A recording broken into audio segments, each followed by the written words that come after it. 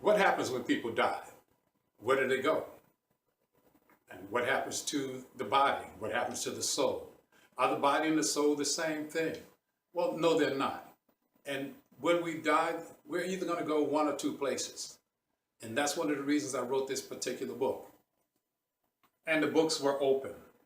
This particular book is going to primarily deal with something that none of us really want to talk about: those who die without Christ. The Bible speaks about several judgments. In fact of the matter, it speaks about 5 judgments in all. Each one of those judgments has a particular area that it's involved with. But this one that we're talking about in this particular book, and the books were open, will be the Great White Throne Judgment, which is the second death.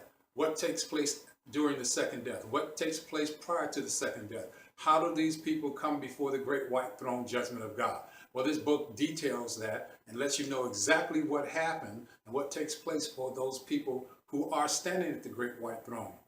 There are 5 books, 5 judgments, as we've already talked about, but there will be a number of books that were being opened. Consider this. Think about this for a moment. You're in court. You've been summoned to court. You're on the docket. You know what the docket is. You go to the courtroom, and you check the docket, you find out if this is the correct courtroom that you're going to be in. And the books were open, deals with the correct courtroom. You're in the correct courtroom.